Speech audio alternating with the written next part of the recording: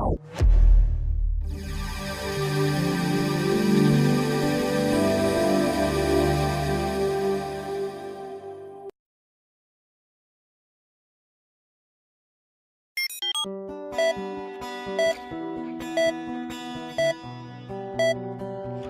I'm Sara McMahon, and this is my show. From near to far, going to see it all. From downtown to out of town, from city park to national forest, from farmland to farm animals. I grew up here, so let's go. They're on their town.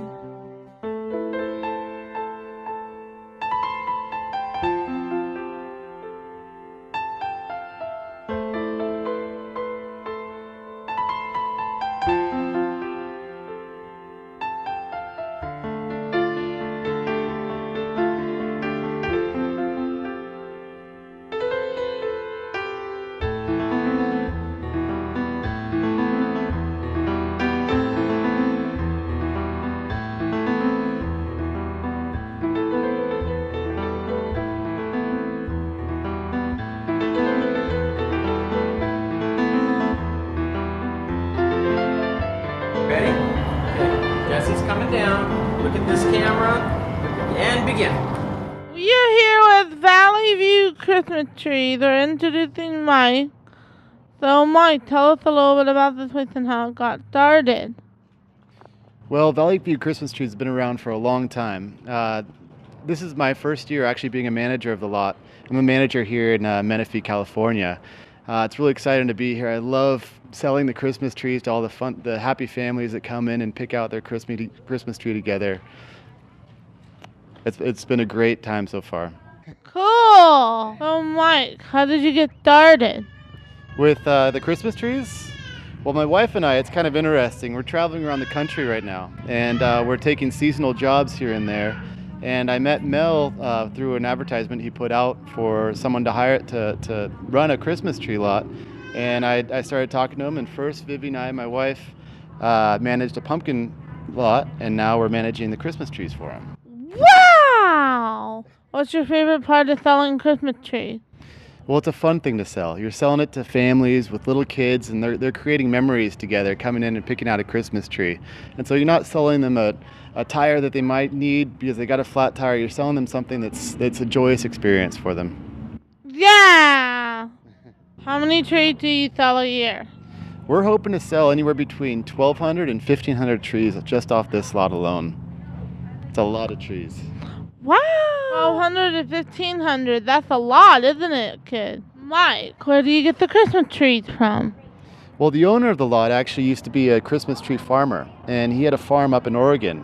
And so he has relationships with all the farmers up in Oregon, and all the trees come from there. He actually goes every year to hand pick all the trees that he likes, and the farmers will cut down just the ones that he likes.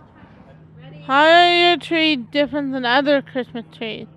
Well, that's an excellent question. Like I said, he goes up and hand picks all the trees himself in Oregon, and the farmers, what they'll do is they'll cut down the tree, put it on a truck, and from the time that it's cut down to the time that it's on our lot in water is only 72 hours. And so that differs hugely from a big box store like Home Depot or Lowe's, where they have to distribute hundreds of thousands of trees all over the country, and they have to cut them down weeks in advance. And so our trees will last a lot longer than theirs. Cool! So your trees are a lot fresher. Absolutely, they definitely are. When I was walking in here, it was like being in the forest. It smells like Christmas. It absolutely does. Tell us about the different types of pine trees you sell. At the moment, we only have 3 different kinds of trees. We have nobles on one side, Nordmanns on the far other side, and then Douglas firs kind of mixed in the middle. Mm-hmm. Pretty soon, we're going to be getting some grand firs in as well. And so we'll have 4 different types of Christmas trees. Cool! What's the most popular tree that you sell?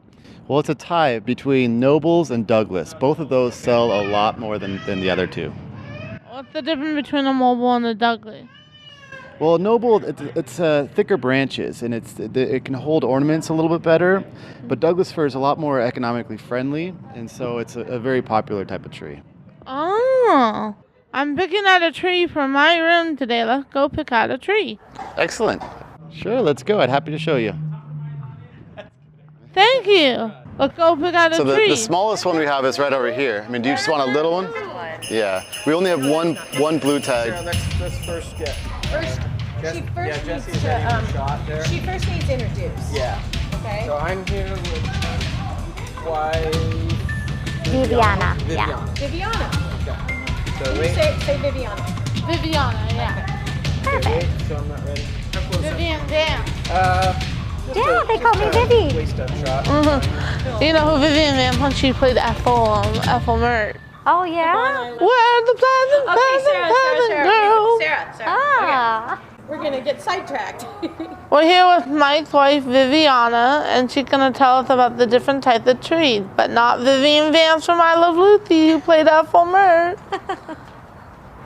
So, Viviana, tell us about the different types of trees. Okay, so here we have 3 different types of trees. Our most popular trees are going to be the noble firs, which are these. The nobles are known for their sturdy limbs, and they don't shed as much.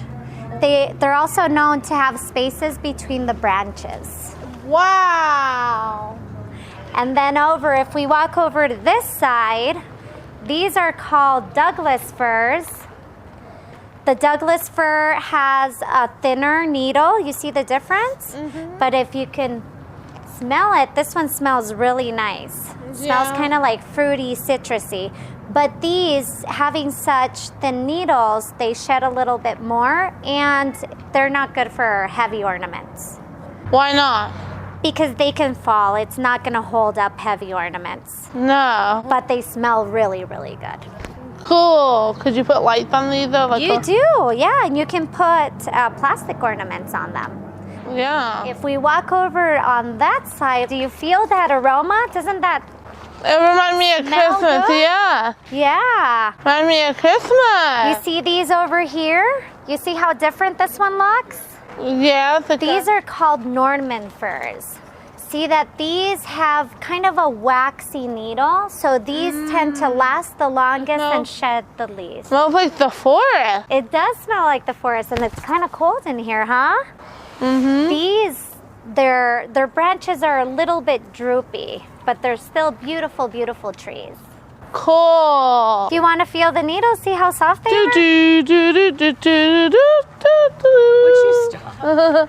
What's the tallest tree you sold? The tallest tree we have right now is 11 to 12 feet tall. So it's between 11 and 12 feet tall. And it's that big one back there. Wow, what about the shortest The one? shortest is 4 to 5 feet, and those are Douglas firs that are down over here. So those are Wow. Oh yes, and how does Australia have Christmas trees if they celebrate Christmas in the summer? What kind of tree do they use for their Christmas tree? What I've heard is that they have like a Christmas bush, but I'm not really sure about that. So it's not a Christmas Do they tree, have a palm Christmas trees? bush. Maybe. Thank you, Viviana. You're welcome. Have Ethel May Potter, but not Ethel May Potter. We never forgot her. She's a big Lucy fan. Oh my gosh. She owns all the episodes. I'm back with Mike, and we're going to learn about flocking. Awesome. So, what is flocking exactly? Well, basically, it's kind of making the Christmas tree look like it just snowed out inside your house. Cool. Yeah. Can you flock a grass or a ground? You can really flock anything you want to, but I don't know why you would flock the ground. I don't know, maybe if you're doing like a Christmas show, like Snowden on Ice or something. Oh, that's true. How long does flocking last? Well, it'll last the entire season, so well past the time that you need the tree. What's it made of, and how do you flock the tree? Well, being my first year running a Christmas tree lot, I'm not an expert on flocking, and so I'm not sure exactly what it's made of. But what I do know is that it's fire retardant, and so a lot of people like that. It makes the Christmas tree a lot safer to have in your house, and it preserves it, and so you know that it's not gonna die. Cool. How exactly do you flock a tree? Let me show you. This is the bag that the flock comes in. And if you look in there, you can see there's probably just still a little bit left. It's just white powdery stuff. This is what flocking looks like before it's sprayed, kid.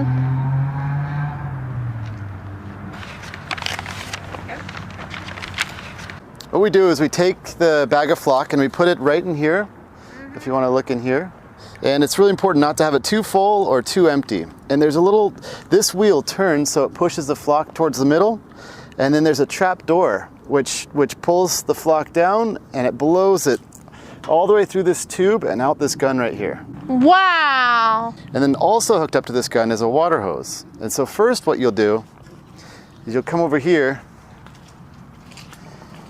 and you'll just spray a little bit of water just to get the tree a little bit moist. And afterwards, you'll spray all the flock onto it so that it really sticks onto it. And so that's kind of what you do. And then afterwards, you really need to make sure that it dries. So you let it dry for at least an hour or two. Cool. And then it looks like that. See, it looks just like it snowed, right? Mm-hmm.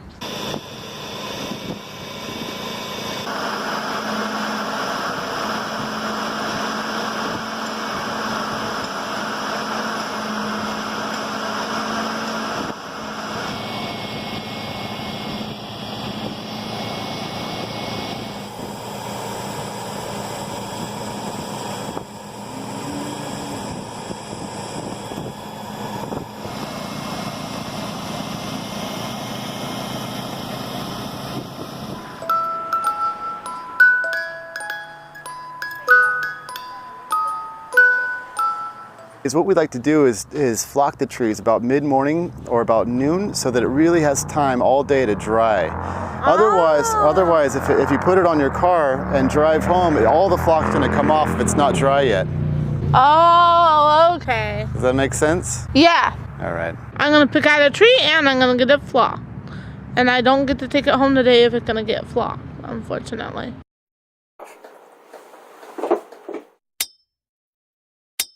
We're here with the town Christmas parade. Enjoy.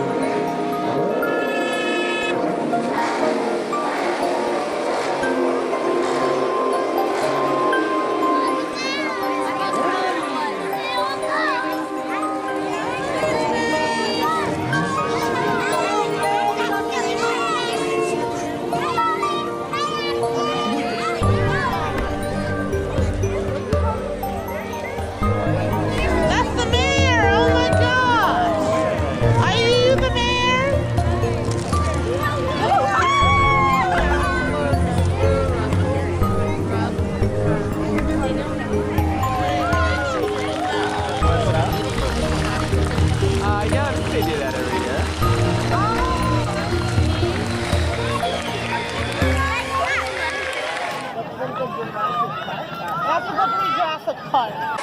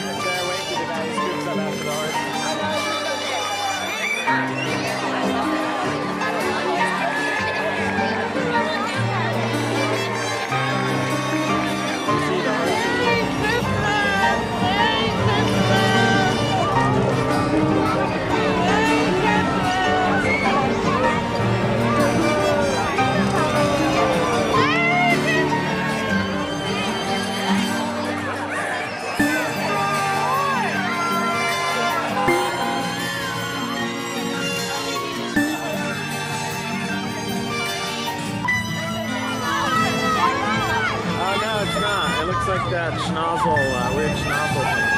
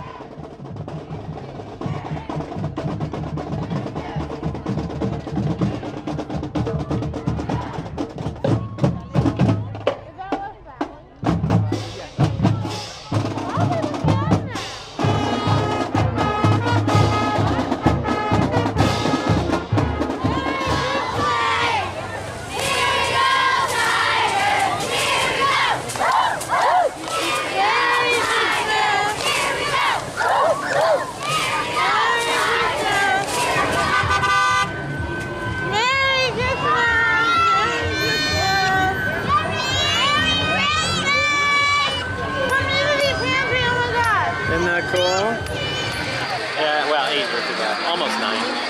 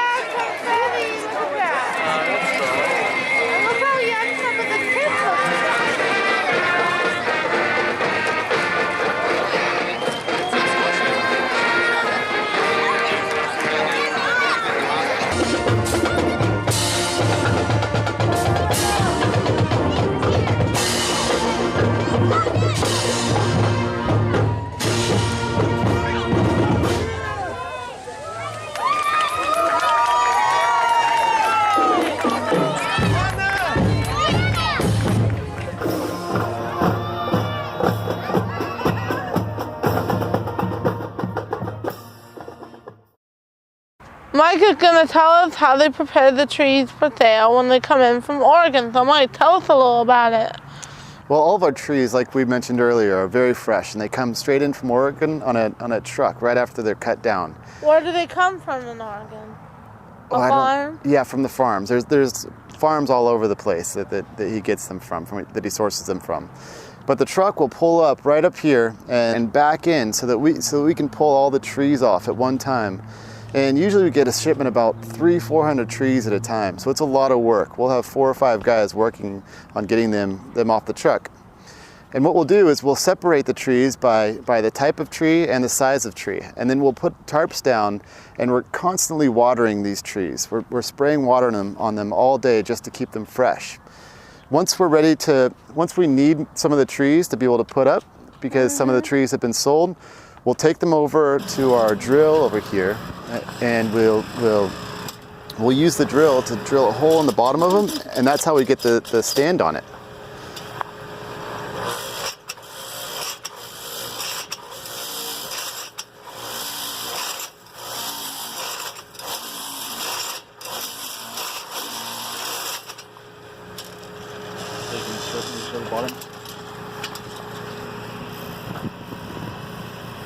All good?